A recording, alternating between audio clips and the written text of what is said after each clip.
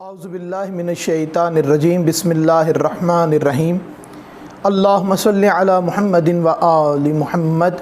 میرے تمام دیکھنے اور سننے والے مومنین اور مومنات کو میری طرف سے اور میرے چینل ناطق قرآن کی جانب سے السلام علیکم۔ آج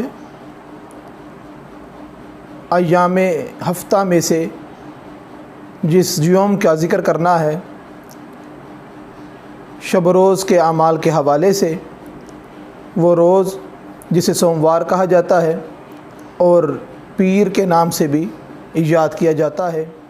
سوموار کی شب یعنی اتوار کا دن گزار کر جو رات آتی ہے وہ سوموار کی رات ہوتی ہے۔ سوموار کی شب کی 2 رکعت نماز ہے۔ پہلی رکعت میں سورہ الحمد کے بعد آیت الکرسی، سورہ توحید، سورہ فلق اور سورہ ناس کی تلاوت کرنی ہے، اور بالکل اسی طریقے سے دوسری رکعت کو بھی انجام دینا ہے۔ جب یہ 2 رکعت نماز مکمل ہو جائے تو 10 مرتبہ استغفار کا ورد کرنا ہے، استغفار کی تلاوت کرنی ہے۔ روایات میں ملتا ہے کہ جو شخص یہ 2 رکعت نماز بجا لاتا ہے، پروردگار اس کے نامہ اعمال میں 10 حج اور عمرے کا ثواب عطا کرتا ہے۔ اب روز سوموار یعنی سوموار کے دن 4 رکعت نماز، پہلی رکعت میں سورہ الحمد کے بعد آیت الکرسی کی تلاوت، دوسری رکعت میں سورہ الحمد کے بعد سورہ توحید کی تلاوت، تیسری رکعت میں سورہ الحمد کے بعد سورہ فلق کی تلاوت، اور چوتھی رکعت میں سورہ الحمد کے بعد سورہ ناس کی تلاوت کا ذکر ملتا ہے۔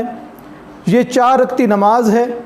پڑھنا اس کو بھی ویسے ہی ہے جیسے 2 رکعت کر کے نوافل کی صورت میں ادا کی جاتی ہے، مگر ترتیب 1 2 3 اور 4 کی یہی رکھی جائے گی کہ پہلی رکعت میں الحمد کے بعد سورہ آیت الکرسی کی تلاوت، دوسری رکعت میں الحمد کے بعد سورہ توحید کی تلاوت۔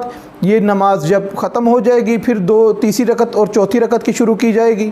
تیسری رکعت میں سورہ الحمد کے بعد سورہ فلق اور چوتھی رکعت میں سورہ الحمد کے بعد سورہ ناس کی تلاوت کی جائے گی، اور اس نماز کے مکمل ہونے پر 10 مرتبہ استغفار کی تلاوت کرنی ہے۔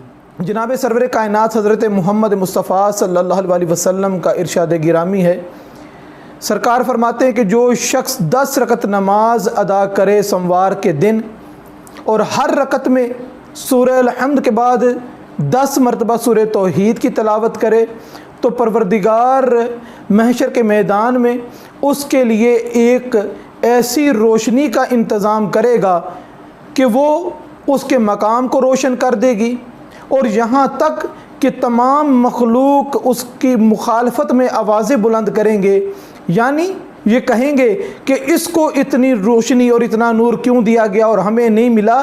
اس طرح کی چہمگوئیاں محشر میں شروع ہو جائیں گی کہ پروردگار اس شخص کے لیے اتنا بڑا انتظام فرمائے گا۔